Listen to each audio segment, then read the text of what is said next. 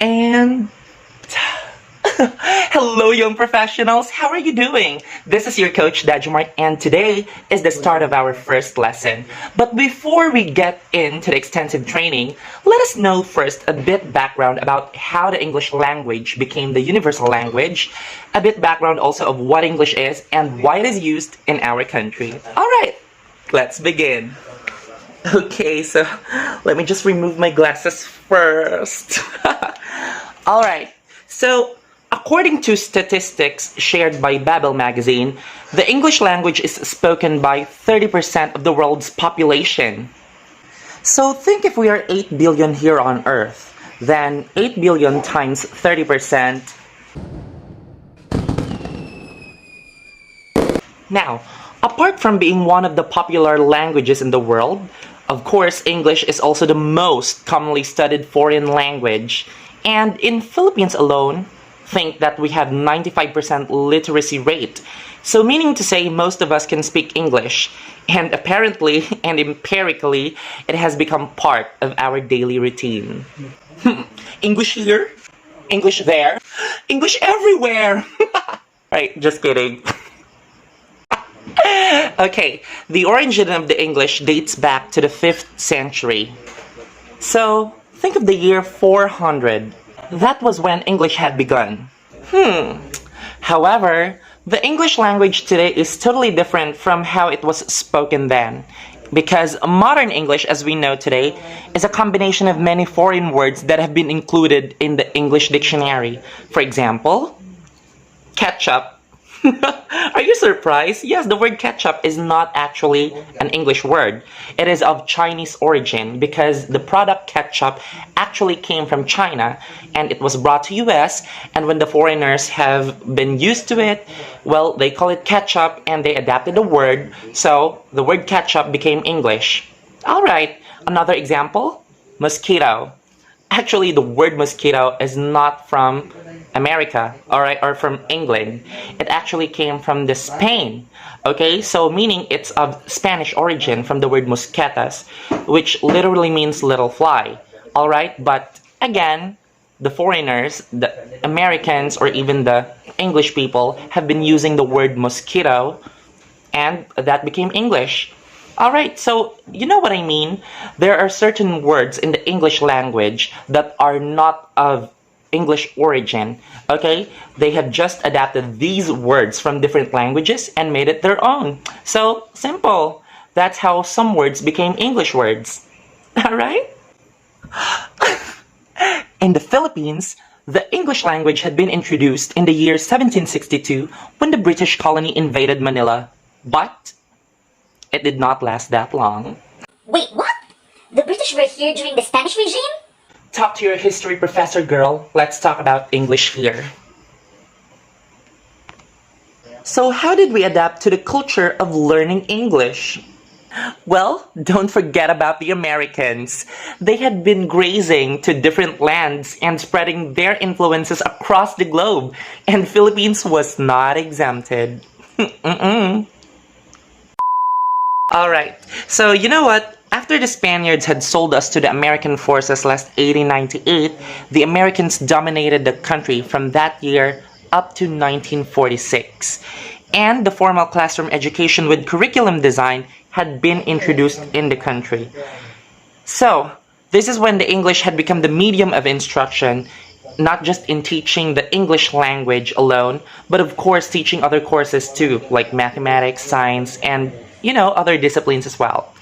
And think how our forefathers had major paradigm shift from learning the Spanish language to English language real quick. Alright? And of course, since the country was run by the American rulers, learning English had been a major need for them to adapt and survive during those times. Since then, the English language has become the tool for communicating and doing business transactions as it has been until now. From the pertinent documents that you see in every organization, from the tool of communication we use at school and at work, from the poster that you see in every sari-sari store. Wait, what? Sari-sari store? Whatever. all are in English. So you see, the influence of the past created a need in the present for us to continue learning the English language. And we cannot separate ourselves from learning the language as it has become part of our daily lives already. Hence, the English language is considered in our country, in the Philippines, as one of our official languages. Okay, but here's a cute thought.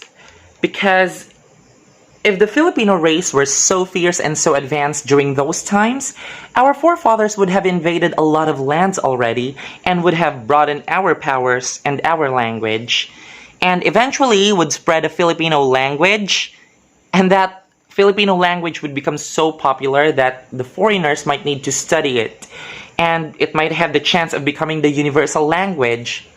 However, the Americans and the British had been the first to do that than us, and English had become their tool to spread their influence. So yes! That's a brief history about why English is used in our country. Today we see learning English as an indispensable consideration, like we need to listen, we need to read, we need to write, and we need to speak in English. Because the world now is using English as the lingua franca due to globalization. But as a non-native speaker, I would like to tell you this. It's totally fine to commit mistakes in speaking or writing in English. You know why? Because we are not born with English tongue and hands, okay? We are second language learners, and committing mistakes along the way of learning the English language is a progress that we really have to be proud of. You know why?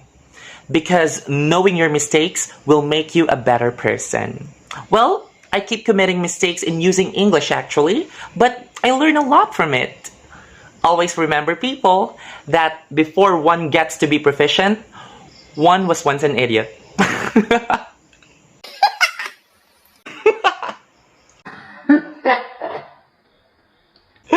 I was once an idiot before, guys, but you know what? Right now, I keep pushing my limits, okay? So I hope you too will do that. Also, do not ever feel inferior if you're not good at all in using English. And if you can already speak it, do not ever use it to your advantage to look down on other people who cannot do what you can. The thing is, the English language is not an IQ test that you can use to measure your intelligence. With perseverance, dedication, and willingness, you can learn English in no time. Before I would end this video, don't also forget to feel proud of your first language. Just like English, it also serves its major purpose. It's a language. It is a tool used to connect people, to create networks, and to build harmonious human relationships. And most of all, it speaks of our identity. This is your coach Dejemark again. Thank you for watching this video. You have a great day. Alright. Bye.